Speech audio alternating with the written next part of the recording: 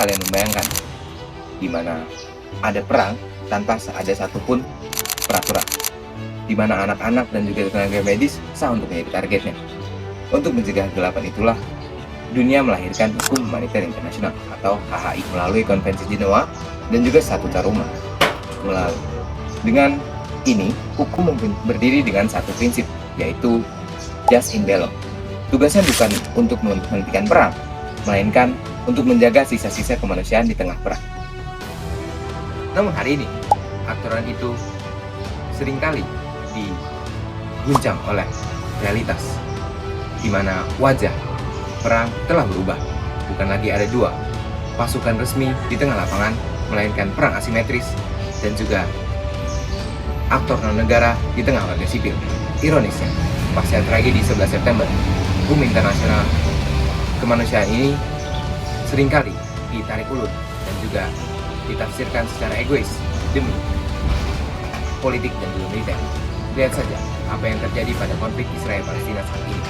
Berbagai studi hukum internasional menunjukkan tragedi besar. Prinsip dasar HHI seolah sengaja diabaikan. Prinsip pembedaan atau distinction antara kombatan dan juga warga sipil telah runtuh, di mana pengumuman di ruang publik dan juga di lapangan-lapangan bukan lagi sekedar pasca perang atau dampak pasca perang, melainkan itu adalah tindakan ekstrim yang sudah melampaui batas moral dunia. Konflik Israel-Palestina di Gaza telah mengalami krisis kemanusiaan yang sangat serius. Dimulai dari eskalasi konflik pada Oktober 2023. Puluhan ribu warga sipil meninggal dunia serta mengalami luka-luka yang sangat serius. Selain korban jiwa, banyak juga rumah sakit, sekolah-sekolah, kamp pengungsian, serta infrastruktur penting lainnya yang mengalami kerusakan. Akibatnya, jutaan warga sipil tidak memiliki tempat tinggal dan bergantung pada bantuan kemanusiaan. Berdasarkan fakta yang terjadi di Gaza, memunculkan pertanyaan apakah para pihak yang berkonflik telah mematuhi prinsip-prinsip hukum humaniter internasional. Pertama, prinsip distinction atau pemisahan, yang mewajibkan pemisahan antara target militer dan warga sipil. Yang kedua, ada prinsip proportionality atau proporsionalitas yang mengharuskan dampak terhadap warga sipil tidak berlebihan dibandingkan tujuan militer yang ingin dicapai. Yang ketiga, ada prinsip military necessity, yaitu penggunaan kekuatan hanya boleh digunakan untuk tujuan militer yang sah. Konvensi Jenewa merupakan 4 perjanjian internasional yang ditandatangani pada tanggal 12 Agustus 1949 di Jenewa, Swiss. Dengan konvensi ini bertujuan untuk mengatur konflik bersenjata seperti perang agar tetap beradab. Dengan konvensi Jenewa adalah fondasi bagi hukum humaniter internasional. Dalam konvensi Jenewa 1949 terdapat 4, ada konvensi 1, konvensi 2, konvensi 3, dan konvensi 4. Dengan peran ICRC adalah sebagai pihak netral untuk menjaga implementasi antara pihak yang berkonflik agar tetap menaati hukum adat internasional yang bersifat secara universal. Adapun beberapa aspek-aspek pelanggaran dalam konflik Palestina dan Israel terhadap Konvensi Jenewa 1949 antara lain ada 3. Yang pertama, pemilihan paksa terhadap warga sipil, pembunuhan warga sipil, dan kekerasan terhadap anak-anak Palestina. Dan hal tersebut jelas melanggar terhadap pasal 49 mengenai larangan untuk pemilihan paksa, pasal 47 mengenai pembunuhan atau kekerasan terhadap warga sipil, dan pasal ke-39 mengenai kekerasan terhadap khususnya anak-anak di Palestina. Lalu dilanjutkan dengan ICC atau Mahkamah Pidana Internasional yang bertujuan untuk mengadili pihak-pihak yang berkonflik apabila mereka melanggar perjanjian yang telah disepakati. Dengan terdapat 3 aspek, yaitu jurisdiction, common responsibility, dan juga ada complementarity. Beberapa 2 rumusan masalah yang akan kita bahas. Pertama, bagaimana penerapan 4 prinsip inti HI di Gaza sejak Oktober 2023 dan apakah terjadi pelanggaran di sana. Dan kedua, sejauh mana peran ICC dalam menuntut pertanggungjawaban hukum atas konflik tersebut. Untuk membedah konflik di Gaza, kami menggunakan 4 prinsip inti HI. Yang pertama yaitu distinction, menyoroti hancurnya fasilitas sipil seperti rumah sakit atau sekolah yang seharusnya dilindungi. Yang kedua adalah proportionality, menguji apakah masifnya jumlah korban jiwa sudah melampaui batas keuntungan militer. Yang ketiga adalah military necessity, mempertanyakan ada atau tidaknya alasan militer yang sah di balik hambatan bantuan kemanusiaan. Yang terakhir adalah humanity, menilai dampak psikologis dan fisik akibat pengungsian massal dan blokade total.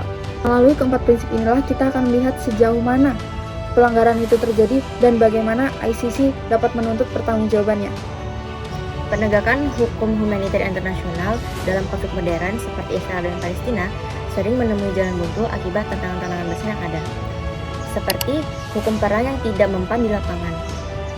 Hukum perang lengkap secara teori tetapi tidak mempan di lapangan karena ada 3 hal. Yang pertama adalah tidak adanya polisi dunia untuk menahan gencatan senjata saat terjadinya perang. Yang kedua adalah aturan kerugian sipil yang sangat subjektif sehingga selalu ada pembenaran untuk militer. Dan yang terakhir adalah faktor psikologis di mana dendam dan ketakutan sangat besar saat terjadinya perang sehingga militer sering mengabaikan peraturan yang ada. Tantangan besar lainnya adalah kedaulatan negara yang sering dijadikan tameng untuk negara menghindari kewajibannya. Contohnya seperti Israel menolak penyidikan uang karena menganggap tindakan militernya adalah tindakan membela diri yang cukup diadili oleh hukum dalam negara. Tantangan besar lainnya adalah lumpuhnya keamanan PBB karena Ceko lima lengkap yang bisa menyebabkan dan seluruh apapun yang bisa diatasi. Belum hal ini nyata saat Amerika Serikat berulang kali melakukan resolusi yang mengkritik akibatnya PBB hanya bisa menggunakan dengan tidak tajam dan juga resolusi yang lemah. Hal ini menyebabkan krisis legitimasi global karena lembaga penjaga perdamaian justru terlihat melindungi kepentingan negara yang kuat. Tantangan besar yang terakhir adalah munculnya aktor negara seperti Hamas. Mereka berada di zona abu-abu karena tidak terkena sanksi ekonomi dan juga reputasi diplomatik sebuah negara.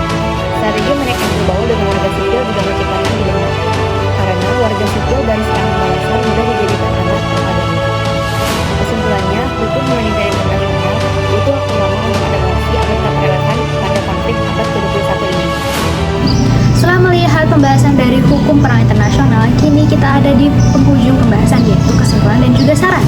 Di sini kita sudah menyiapkan 3 poin penting dan yang pertama yaitu adanya indikasi pelanggaran perang internasional, mulai dari gagalnya perlindungan hak warga sipil, lalu serangan perang yang tidak proporsional ke fasilitas umum seperti sekolah dan juga rumah sakit, dan adanya krisis kemanusiaan yang sangat parah. Nah, poin kedua yaitu adanya konflik ini melanggar Konvensi Jenewa.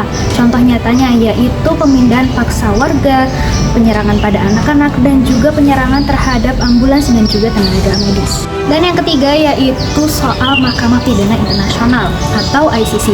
Meskipun Israel sendiri bukanlah anggotanya, tetapi ICC mempunyai wewenang penuh untuk mengadili pihak-pihak yang berkonflik atas kejahatan perang tersebut. Setelah melihat kesimpulannya, tentu saja kita membutuhkan peran dan juga saran strategis dari berbagai pihak. Di sini kita sudah menyiapkan beberapa saran strategis bagi beberapa pihak penting. Yang pertama yaitu untuk PBB dan juga ICC, di mana mereka harus berani untuk mengambil tindakan tegas dan juga kuat untuk melindungi kemanusiaan dan mengadili pelaku kejahatan perang. Dan yang kedua yaitu untuk pihak yang berkonflik, di mana diharapkan ya untuk berhenti menyerang warga sipil dan segera buka akses bantuan kemanusiaan seluas-luasnya. Dan yang terakhir yaitu untuk hukum internasional sendiri, di mana aturan hukum perang harus diperkuat lebih supaya lebih siap lagi mengadili konflik modern saat ini dan melindungi nyawa manusia.